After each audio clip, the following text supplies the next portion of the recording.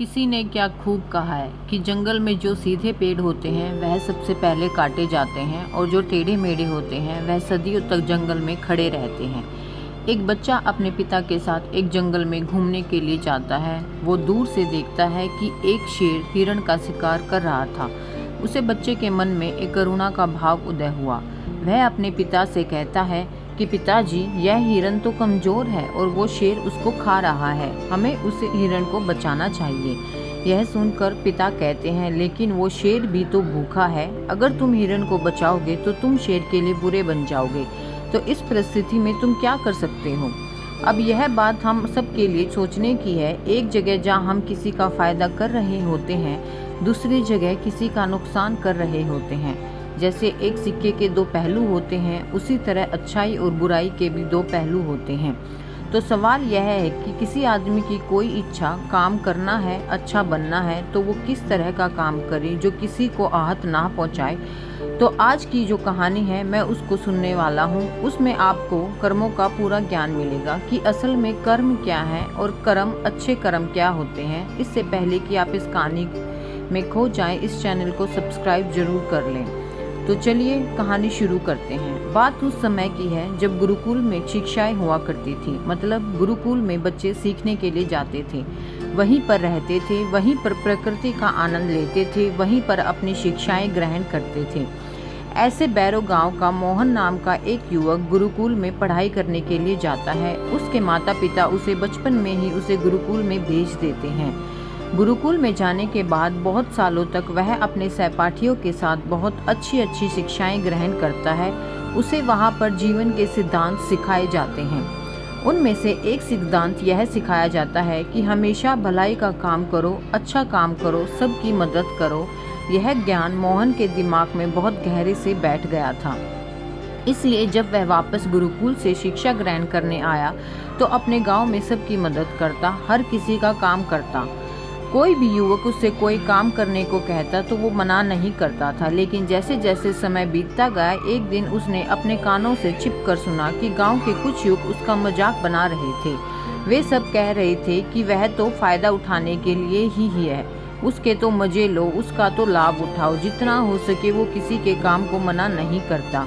वो दूसरों का काम करने के लिए अपना काम भी छोड़ देता है। बताओ कितना मूर्ख है। यह सुनने के बाद मोहन के कानों से खून उतर आया। निष्पक्ष भाव से सबकी मदद करता था, सच्चे दिल से करता था, लेकिन बदले में उसे क्या मिला ये सुनकर उसका दिल सहम गया और उसने मन ही मन में निश्चय किया कि आज के बाद वो किसी की भी मदद नहीं करेगा। और अब मोहन गांव का एक ऐसा युवक बन चुका था जो किसी की मदद नहीं करता था। चाहे कोई कितनी भी परेशानी में क्यों ना हो, मोहन को कोई फर्क नहीं पड़ता था। मोहन का ये बदलाव देखकर सब गांव वाले आश्चर्यचकित हो गए। कल तक जो दया का सागर था, इतना दयालु था, कुछ ही समय में इतना निर्दयी बन गया। यह देखकर मोहन माता पिता को भी उसकी बहुत चिंता हुई। उन्होंने अपने बेटे से पूछा कि बेटा, ऐसी क्या बात हो गई, तुम इतना क्यों बदल गए हो? मोहन ने कहा, इस जमाने में किसी की भलाई करके कुछ हासिल नहीं होता। ये बात मैं महसूस कर चुका हूँ।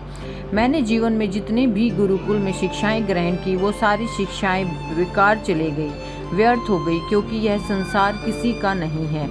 यहाँ सच्चे दिल से कोई किसी की मदद कर दे तो उसको बेवकूफ़ समझा जाता है। यह कहते हैं मोहन वहीं रोकर रोने लगा और उसके बाद मोहन बहुत परेशान रहने लगा। उसके माता पिता पहले वाले मोहन चाहते थे, वही मोहन चाहते थे जो सब लोगों की मदद करता था, लेकिन उनका बेटा कहीं दूर निकल चुका था। दिन पर दिन हालत और भी गंभीर होती गई। एक दिन उनके माता पिता को पता चला कि पड़ोस के गांव में एक बौद्ध भिक्षुक आया हुआ है और वो मानव मस्तिष्क के बारे में बहुत सारी बातें बता सकता है। इसलिए मोहन के माता पिता मोहन को लेकर उस भिक्षुक के पास पहुंचते हैं। जब वह उसे गांव में घुसते हैं तो एक औरत एक बौद्ध भिक्षुक को बहुत जला कटा सुना रही थी। वो कह रही थी कि उनको शर्म नहीं आती, भीख मांगने के लिए आ जाते हैं, दरवाजे पर आकर खड़े हो जाते हैं और पता नहीं ऐसी क्या क्या बात। लेकिन बौद्ध ने तो भिक्षुक की मांग कर ही खाते हैं, इन्हें तो सब कुछ सहना पड़ता है। इसलिए वह बौद्ध भिक्षुक एकदम शांत खड़ा हुआ। उसमें क्रोध का भाव तिनका मात्र भी नहीं था। जब उस भिक्षु को उस घर से भिक्षा नहीं मिली तो वो दूसरे घरों की तरफ निकल गया और ये सारा दृश्य मोहन भी देख रहा था। इसके बाद उसके माता पिता उसे गांव के लोगों से पूछकर उस बौद्ध भिक्षुक के ठिकाने पर पहुंचते हैं और वहां पर पहुंचकर वो देखते हैं कि यह वही भिक्षुक था जो गांव में भिक्षा मांगकर वापस लौट आया था। जो गांव में भिक्षा मांग रहा था, जिसे वह औरत जली कटी सुना रही थी, उसे देखने के बाद मोहन और उसके माता पिता ने उसे प्रणाम किया और वहीं पर बैठ गए। उसके बाद मोहन के माता पिता ने सारी परिस्थिति उसे बयान कर दी। उन्होंने अपने बेटे का जिक्र करते हुए बताया कि वह हमारा बेटा पहले बहुत दयालु हुआ करता था, सबकी मदद करता था, लेकिन अचानक पता नहीं ऐसा क्या हुआ है कि अब यह किसी की भी मदद नहीं करता। उसके सामने आदमी मर भी रहा होता तब भी यह बिल्कुल उसे पानी भी नहीं पिलाता। ऐसा स्वभाव हो गया है इसका। हम कुछ समझ नहीं पा रहे हैं कि यह बदलाव अचानक से हुआ कैसे। इससे पहले कि वो बौद्ध भिक्षु को जवाब देता, वो औरत जो गांव में उस भिक्षु को जली कोटी सुना रही थी, वह अपने बेटे को लेकर वहीं पर पहुंच गई और हाथ जोड़कर उससे प्रार्थना करने लगी कि मेरा बेटा बहुत बीमार है। अचानक से उसे बुखार आया और गांव के लोगों ने बताया कि आप इसकी मदद कर सकते हैं, कृपा करके मेरे बेटे को ठीक कर दीजिए। यह सुनकर वह बौद्ध भिक्षुक तुरंत उस बालक का उपचार करने में लग गए और कुछ ही देर बाद औषधियाँ देने के बाद वो बच्चा बिल्कुल स्वस्थ हो गया। यह सब देखकर वह औरत उसे कुछ दान देकर प्रणाम करके वापस लौट जाती है। यह सारा दृश्य मोहन भी देख रहा था। मोहन के मन में एक सवाल उठ रहा था कि जब वह इसका कोई जवाब नहीं ढूंढ पाया तो उसने उस बौद्ध भिक्षुक से पूछा, शायद आपने पहचाना नहीं, वो वही औरत है जो आपको जली कटी सुना रही थी, जो गांव में आपको भिक्षा देने से मना कर रही थी। शायद आपने उसे पहचाना नहीं तो आप उसकी मदद नहीं करते। यह सुनकर वह बौद्ध भिक्षुक मुस्कुराने लगते हैं और उसके बाद वो बौद्ध भिक्षुक मोहन को बताता है कि दूसरों की अच्छाई करने से कुछ अवस्थाओं में दुख मिलता है, लेकिन अगर तुम कर्मों का सिद्धांत समझ लेते हो तो अच्छाई और बुराई, इसके सारे भेद तुम्हारे सामने स्पष्ट हो जाएंगे। मैं भली भांति जानता हूँ कि वो वही औरत है, लेकिन मैंने बिना कोई बुरा भाव रखे वही किया जो मेरा कर्तव्य था। जब आप किसी की भलाई या किसी की अच्छाई बिना किसी लालच के करते हो, बिना किसी बदले के करते हो, वही अच्छाई होती है। लेकिन अक्सर हम लोग जब किसी की मदद करते हैं तो हमारे मन में यही भावना बन जाती है कि बदले में वह इंसान भी मेरी मदद करे, लेकिन ज़रूरत पड़ने पर जब वह हमारी सहायता नहीं करता तो हमें दुख होता है। इसलिए किसी भी इंसान के साथ बिना कुछ पाने के भाव से उसका भला करो और उतना ही भला करो जितना तुम्हारा सामर्थ्य हो, मतलब तुम्हारी आर्थिक और शारीरिक क्षमता के हिसाब से, ताकि कल को अगर वह इंसान तुम्हारे साथ बुरा व्यवहार भी करे तो तुम्हें उसका खेद ना हो, उसका पश्चाताप ना हो। मैंने तो इसके लिए इतना कुछ कर दिया और यह मेरे साथ अब ऐसा व्यवहार कर रहा है, इसलिए किसी का उतना ही भला करो जिससे तुम आहत ना हो।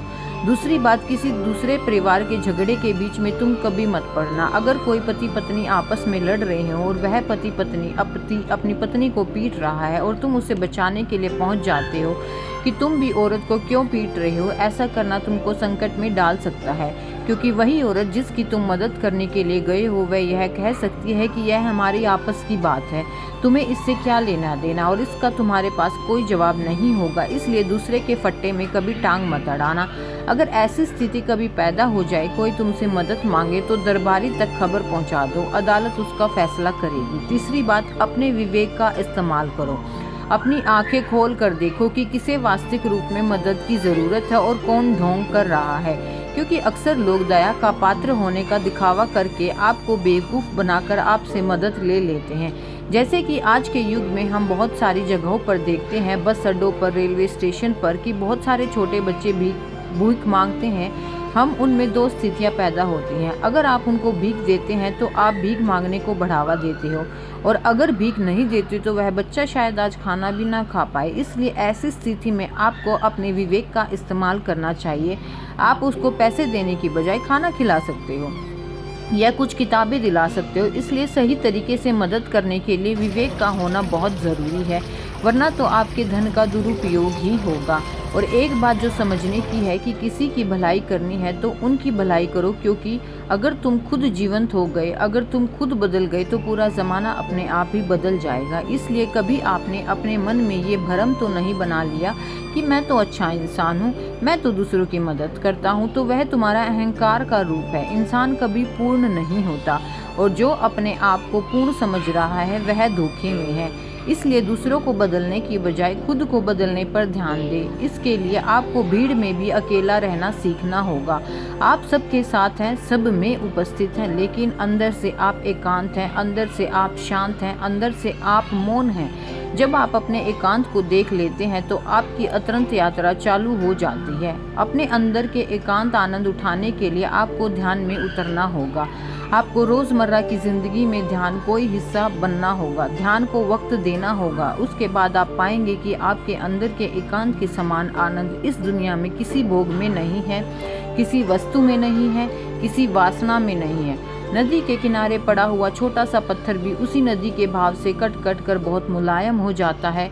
उसमें कोई दरार, कोई कोना नहीं बचता। उसी तरह ध्यान के निरंतर भाव से बहाने से किसी तरह निर्मल हो जाता है, जिसके बाद हम किसी भी चीज़ को महसूस कर सकते हैं, जिसके बाद हम वर्तमान का मतलब समझते हैं, जिसके बाद हमारे अंदर करुणा का उदय होता है, जो करुणा किसी वस्तु में से नहीं जुड़ी हुई। इसलिए दोस्तों, आज से ही अपने अंदर की यात्रा चालू कर दें, अपने जीवन के आनंद को पहचानें, क्योंकि इंसान की ज़िंदगी बहुत छोटी है।